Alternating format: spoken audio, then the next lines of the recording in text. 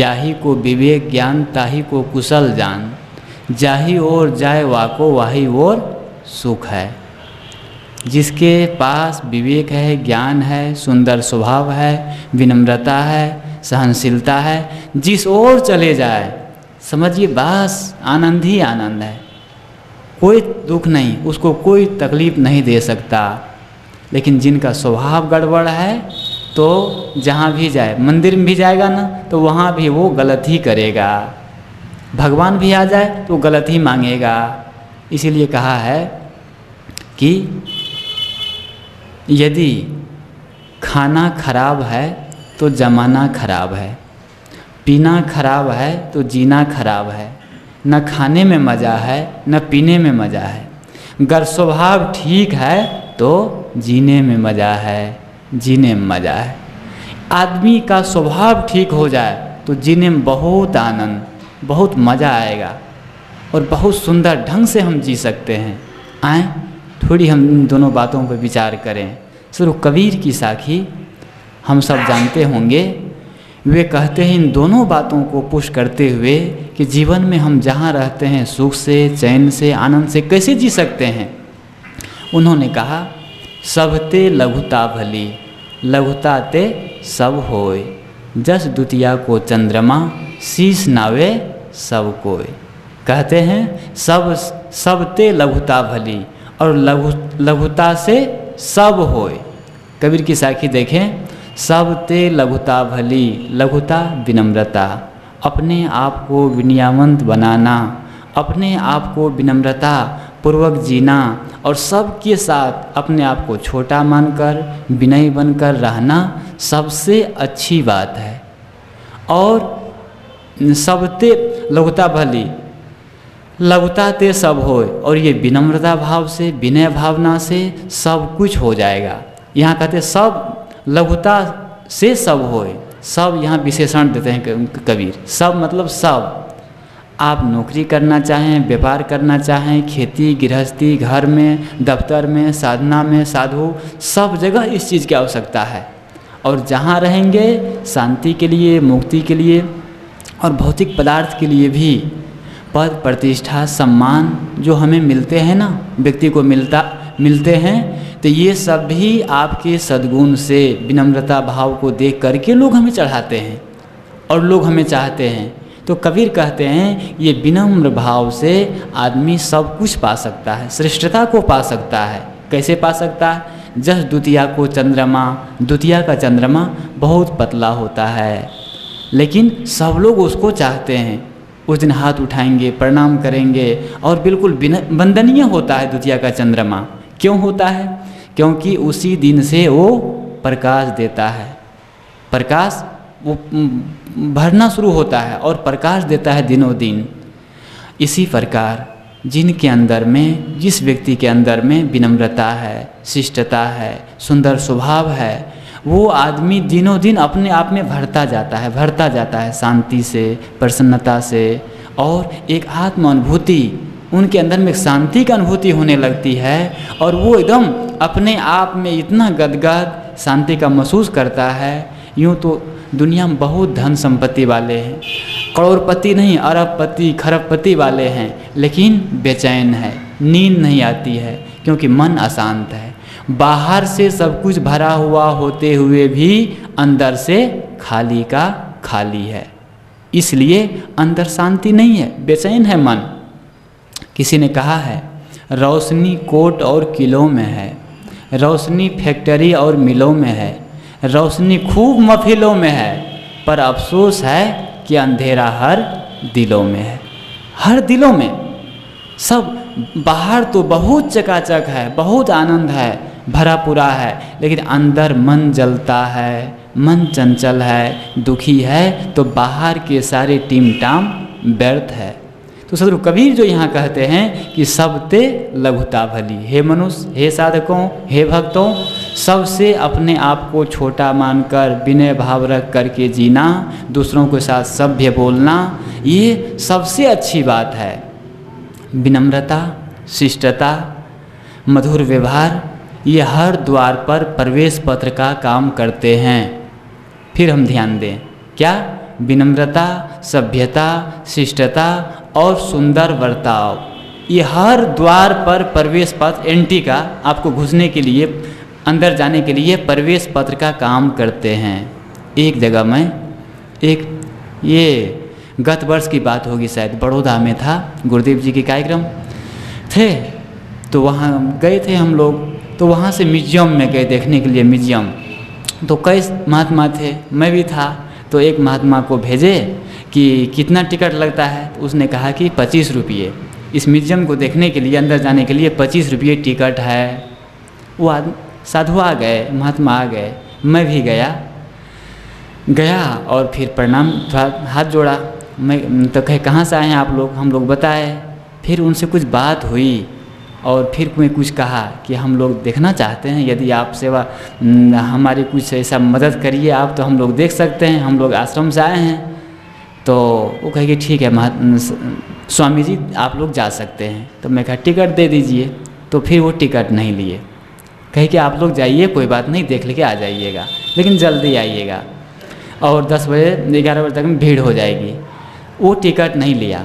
मैं तो ये एक याद आई मुझे कि हर जगह यदि आप सभ्य बोलते हैं, विनम्र है आपके अंदर में, हर व्यक्ति देखिए आपके अंदर में क्या है, आपका दिल कैसा महसूस करता है, ये हर व्यक्ति पढ़ लेता है। आपके हृदय यदि प्रेम से छलक रहा है, शांति से भरा हुआ है, तो आपकी हर वाणी, हर वक्तव्य बिल्कुल सभ्य होंगे, शिष्टतापूर्ण होंगे और सब कार्य व्यवहार अच्छे होंगे। तो इसलिए सदगुरु कबीर कहते हैं कि सबसे लघुता भली। लघुता, विनम्रता, शिष्टता, ये सबसे अच्छी बात है। और इसी से लघुता ते सब हो, सब, चाहे वो भौतिक काम हो, आध्यात्मिक काम हो, नौकरी हो, व्यापार हो, वहाँ सब ये विनम्रता से सब जगह आप पास होते हैं, सब जगह आप सफल होते हैं। तो सदगुरु कहते हैं कि सब देखें, जैसे कि घड़ा या फिर पानी में कोई पात्र रखा हो, घड़ा रखा हो, बाल्टी रखी हो, तो वो पानी पर तो टिका हुआ है, लेकिन जब तक वो पात्र, वो बाल्टी झुकेगा नहीं, बाल्टी झुकेगी नहीं, तब तक पानी नहीं भर सकता। भरेगा, उसके चारों ओर पानी है और बहुत सारा पानी है, अथाह है, समुद्र में पात्र पड़ा हो, लेकिन जब तक पात्र झुकेगा नहीं, तब तक उसमें एक बूंद भी पानी नहीं आ सकता। इसी प्रकार जीवन, जब तक हम झुकेंगे नहीं, विनम्र नहीं होंगे, तब तक हम सफल नहीं हो सकते। और शांति और व्यवहार में भी यही बात है। आप परिवार में, समाज में हम लोग रहते हैं, हम लोग सब मनुष्य मात्र सामाजिक प्राणी हैं, समाज में रहते हैं। वहाँ तो एक दूसरे से सुंदर व्यवहार और झुक करके चलना, कोमल बोलना, मीठा बोलना पग पग पर आवश्यक होती है। तो वहाँ पर बढ़िया से, तो वो जैसे कि पात्र जो है वो तब झुकेगा नहीं, तब तक वो भरेगा नहीं। इसी प्रकार हम लोग भी जब तक झुकेंगे नहीं, झुकता कौन है? जिसमें जान होती है, और अकड़ना मुर्दों का पहचान होती है। कहते हैं एक बार बहुत ज़ोर से आंधी आई, पानी गिरने लगा, तूफान आया और बहुत बड़े बड़े वृक्ष थे, पेड़ थे, बहुत सारे पेड़, बहुत बड़े सेमल के पेड़ और बहुत सारे पेड़। तो जैसे तूफान आया, बस पेड़ को धराशायी कर दिया। तूफान, जोर से आंधी चली, हवा चली, तो पेड़ सारे के सारे गिर गए और गिर गए। लेकिन वहीं पर छोटी छोटी घास थी, वो मुस्कुरा रही थी, उन पेड़ों को देख करके मुस्कुरा रही थी। पेड़ रोते हुए कहा कि बहन, वो घास से कहा कि तुम क्यों मुस्कुरा रही हो? क्या तुमको तूफान कुछ नहीं कहा? तूफान तुमको गिराया नहीं, तुमको तोड़ा नहीं? घासों ने कहा कि भैया, जब तूफान आया ना, जब आंधी आई, तो मैं झुक गई, ज़मीन में मैं चिपक गई और तूफान बह गया, आंधी हवा बह गई और मैं फिर जब समाप्त हो गया, फिर मैं ऊपर उठ गई। लेकिन जो पेड़ है ना, आप, घास ने कहा कि लेकिन आप क्या किए? तूफान आया तो अकड़े रहे कि मैं उससे युद्ध करूँगा, मैं तुमसे मुकाबला करूँगा। तो जैसे तुम अकड़े रहे, तुम टूट गए और मैं जब झुक गया तो मैं बच गई। यही बात हमारे जीवन में भी है। जब हम झुक जाते हैं और विनम्र हो जाते हैं, तो बस उठ जाते हैं। तो मैं कह रहा था कि सबते लघुता भली, सबसे लघुता। महाभारत का उदाहरण कई बार सुने होंगे आप लोग संतों से। एक बार और सुने। कहते हैं कि महाभारत का युद्ध जो 18 दिन का हुआ वो प्रारंभ होने वाला था और आज पहला दिन था। दोनों दिश कौरव और पांडवों की सेना खड़ी है बिल्कुल युद्ध करने के लिए। अब बिगुल बजने ही वाला है। इतने में युधिष्ठिर घोड़ा पर से उतरा और अपनी चप्पल उतार दिया, खड़े पांव और बिल्कुल खड़े पांव वो कौरव के दल की ओर आगे बढ़ रहा है। धीरे धीरे जा रहा है। कौरव लोग देख रहे हैं कि ये युधिष्ठिर अभी युद्ध हुआ नहीं और क्यों आ रहा है हमारी ओर। और भीष्म पितामह, द्रोणाचार्य, कृपाचार्य ये लोग घोड़ा पर बैठे थे तो देखते हैं कि ये युधिष्ठिर नज़दीक ही आ रहा है, बिल्कुल हमारे नज़दीक आ रहा है। तो भीष्म पितामह, गुरु द्रोणाचार्य और कृपाचार्य ये तीनों घोड़ा पर से उतर के नीचे आ गए। इतने में युधिष्ठिर पहुँचे और तीनों गुरुओं को युधिष्ठिर प्रणाम किए। प्रणाम जैसे किए तो गुरुओं ने, भीष्म पितामह ने आशीर्वाद दिया, विजय भव। युधिष्ठिर को आशीर्वाद देते हैं, जो प्रणाम किया, पैर छुआ और कहा मुझे आशीर्वाद दीजिए। तो भीष्म पितामह कहते हैं तुम विजय भव। कृपाचार्य भी वही आशीर्वाद दिए और द्रोणाचार्य भी वही आशीर्वाद दिए, क्या तुम विजय भव। इतना कह करके वो फिर बस लौट आया। ये सब नाटक दुर्योधन देख रहा था। दुर्योधन ने बहुत जोर से क्रोध में आकर के भड़का भीष्म पितामह पर कि आप हमारे युद्ध के सेनापति है, प्रधानाचार्य है, आप ही के बल पर ये युद्ध जीते जा सकते हैं और आप हमारे दुश्मन को, विपक्षी को विजय भव का आशीर्वाद दे रहे हैं। ये दुर्योधन कहता है कि आप हमारे शत्रु को विजय होने के लिए आशीर्वाद दे रहे हैं, ये कैसी विडंबना है। तो वहाँ पर जो भीष्म पितामह कहे हैं कि दुर्योधन ये तो प्रकृति का स्वभाव है, ये प्रकृति का और संस्कृति का ये स्वभाव है कि यदि कोई तुम्हारे हम झुकता है, प्रणाम करता है तो न चाहते हुए भी आशीर्वाद का हाथ उसके सिर पर पड़ जाता है और आशीर्वाद मिल जाता है उसका। यदि तुम भी अपने अभी जाओ और युधिष्ठिर से तुम प्रणाम करो, आशीर्वाद मांगो तो तुमको भी वो विजय होने का वर देगा, वर देंगे वो। लेकिन तुम्हारा अहंकार तुमको झुकने नहीं देता है। ये तो एक बात हुई कि जब हम झुकते हैं तो सब जगह सफल होते हैं और आशीर्वाद मिलता है। जब कोई भी व्यक्ति किसी के सिर पर, किसी के पैर पर सिर टेकता है, प्रणाम करता है तो उसको उनका आशीर्वाद तो मिलता ही है, पूरी संस्कृति और पूरी प्रकृति का आशीष उसको मिलता है। पूरा जो आदमी जितना झुकता है और किसी से प्रणाम करता है, चरण छूता है तो वो तो आशीर्वाद देता ही, उसके पूरी प्रकृति उनको बिल्कुल एक प्रफुल्लित देता है, विनम्रता देती है और उसको अच्छा सोचने के लिए और सुंदर बनने के लिए आशीष देती है। तो मैं कहा कि सबते लघुता भली, लघुता ते सब होए। और ये लघुता से, प्रेम से, विनम्रता से सब कुछ हो सकता है। एक जगह एक दिन गर्मी का दिन था तो हुआ क्या, पानी एक रूपक है कि सुराही होता है, सुराही घड़ा, उस पर एक ढक्कन होता है छोटा। तो एक दिन ढक्कन ने सुराही से बोला कि सुराही, दूर दूर से गिलास आते हैं तुम्हारे पास, कटोरी आती है और पात्र आते हैं, उन सब को तुम भर देते हो, लेकिन मैं तुम्हारे पास ही हमेशा रहता हूँ और मैं सूखा के सूखा और प्यासा के प्यासा रहता हूँ। ढक्कन सुराही से वो कहता है कि दूर दूर से जो पात्र आते हैं, गिलास, कटोरी और पात्र, लोटा, उन सब को तुम भर देते हो, लेकिन मैं तुम्हारे पास रह करके हमेशा सूखा और प्यासा के प्यासा मर रहा हूँ। ये कितना पक्षपात। सुराही ने मुस्कुराते हुए कहा कि ढक्कन देखो, जो गिलास और कटोरी बाहर से आते हैं ना, दूर दूर से वे लोग आते हैं तो मेरे चरण छूते हैं, मेरे पास झुकते हैं तो मैं उसको झुक करके पानी पिला देता हूँ। लेकिन तुम एक ऐसे हो कि जब देखो तब मेरे सिर पर खड़े रहते हो, बैठे रहते हो, टिक टिक टिक टिक करते रहते हो। अरे तुम भी झुको, तुम भी हमारे पास आओ तो तुमको मैं पानी पिला दूंगा। ये तो एक रूपक है। इसी प्रकार कोई भी व्यक्ति, यदि हम अहंकार पूर्वक परिवार में, समाज में ये अहंकार गांठे रहेंगे कि मैं बड़ा हूँ, मैं जो कहूँगा वही होगा, तो आपके पिता क्या, आपकी संतान, आपके बच्चे, आपके अड़ोस पड़ोस के लोग, वे लोग भी नहीं चाहेंगे वे लोग भी आपकी बात मानने को तैयार नहीं होंगे। इसलिए यदि आप सब अपने शांति के लिए, परिवार की शांति के लिए, समाज की शांति के लिए, सब जगह मैं कहा ना भी कि सब इनते सब होए, सबते लघुता भली लघुता ते सब होए। कबीर का ये मंत्र कि लघुता से, विनम्रता से, प्रेम से सब कुछ, बड़ी से बड़ी समस्या और बड़ा से बड़ा प्रश्न और बड़ा से बड़ा युद्ध को जीता जा सकता है प्रेम से, सभ्यता से। अमेरिका के राष्ट्रपति कौन थे? Abraham Lincoln. वे कहते हैं कि वो टोप पहनते थे, बड़ा सा टोप, लंबा टोप। तो जो किसान लोग आते थे ना तो वो प्रणाम करते थे। तो जो अब्राहम लिंकन थे वे टोप उतार करके या तब झुक करके उनको अभिवादन करते थे, प्रणाम करते थे।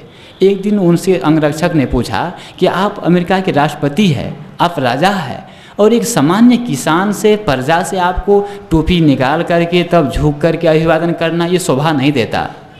लिंकन ने कहा कि भाइयों, बात ऐसी है, ये किसान लोग हमसे बहुत छोटे हैं, बहुत धन में, जन में, पद में बहुत छोटे, निम्न लोग हैं।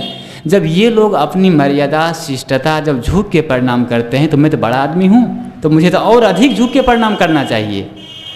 ये बात, जो शिष्टता है और विनम्रता है, यह हर व्यक्ति, महान जितने लोग हैं उनका आभूषण रहे हैं।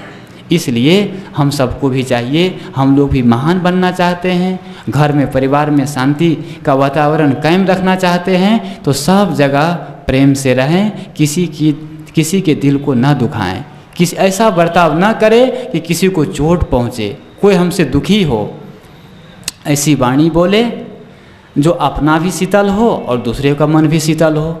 एक शब्द ऐसा होता है कि सबको खुश कर देता है, और एक शब्द ऐसा होता है कि दुख पहुंचा देता है। एक जगह ऐसा, हाँ, ये बात आई थी कि हम जब दूसरों के लिए गलत सोचते हैं, गलत बोलते हैं, तो और दूसरे के धन को देख करके, दूसरे के सम्मान को देख करके हम सहनशीलता का वातावरण नहीं रख सकते हैं, खो देते हैं, अपनी विनम्रता को, शिष्टता को से फिसल जाते हैं कि वो इतने आगे बढ़ रहे हैं तो मैं कैसे बस अपने में शांत रहूं। और कंपटीशन का ज़माना है आज, तो कंपटीशन होता है। एक पड़ोसी और दूसरे पड़ोसी में कुछ ऐसा हो रहा था कि एक का था 2 तल्ले का मकान और तीसरे का 4 तल्ले का मकान, तो उसको देख करके हमेशा वो जलता रहता। तो एक दिन वो जो 2 तल्ले का मकान था, वो आदमी कार खरीद के लाया, नई कार, और कार को वो सुबह सुबह कार को उसी सड़क से 100 फीट आगे ले जाता, जोर से वो दौड़ाता और फिर ले आता। तो एक बूढ़े आदमी ने पूछा कि भैया, ये तुम क्या कर रहे हो? ये कार को इतनी ज़ोर से क्यों दौड़ा रहे हो और फिर ला रहे हो? तो उस बूढ़ा ने कहा कि आप नहीं जानते, अरे मैं अपने पड़ोसी को जला रहा हूँ। वो आदमी कहता है कि मैं अपने पड़ोसी के जला रहा हूँ। तो बूढ़े आदमी ने कहा, भोले आदमी, तुम अपने पड़ोसी के जला रहे हो, पड़ोसी को। अरे पड़ोसी जले या न जले, लेकिन तुम्हारा पेट्रोल तो जल रहा है ना। पड़ोसी जले या न जले, लेकिन तुम्हारा पेट्रोल तो जल रहा है। हम लोग भी यदि क्रोध करते हैं, गुस्सा करते हैं, दूसरों से ईर्ष्या करते हैं, तो पड़ोसी जले या न जले, सामने वाला जले या न जले, लेकिन हमारा पेट्रोल, हमारी शक्ति, हमारी एनर्जी तो समाप्त होगी, मन अशांत होगा, दिल जो है अंदर में अशांति फैलेगी। इसलिए दूसरों को देख करके ईर्ष्या नहीं, जलना नहीं, कहन के लगा सको तो बाग लगाओ, आग लगाना मत सीखो, और जला सको तो दीप जलाओ, दिल को जलाना मत सीखो। हर क्षेत्र में हम अच्छा सोचें, अच्छा करें, अच्छा बोलें। एक अहंकार, मैं कई बार कहता हूँ कि सब लोग को एक अहंकार होना चाहिए। सत्संग में ये बात बताई जाती है कि अहंकार नहीं करना चाहिए, बिल्कुल सही बात है, अहंकार नहीं करना चाहिए, लेकिन एक स्वाभिमान पूर्वक अहंकार कि मैं बोलना है, जीवन भर बोलना है, खाना है ना, जीवन भर खाना है, और करना है तो जीवन भर करना है। तो एक अहंकार सब लोग करें। हम लोग क्या बोलना है तो मैं अच्छा बोलूँगा, मैं अच्छा देखूँगा, मैं अच्छा खाऊँगा, मैं अच्छा सोचूँगा, मैं अच्छा करूँगा। दूसरे लोग गलत करते हैं, करने दीजिए, आप अच्छा करिए।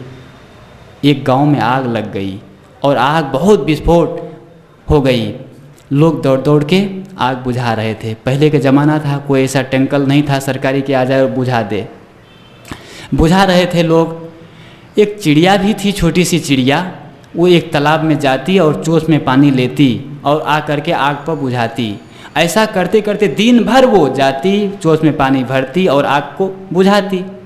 ये सब देख करके वहीं एक पेड़ पर बंदर बैठा था। एक बंदर बैठा हुआ था। बंदर को रहा नहीं गया।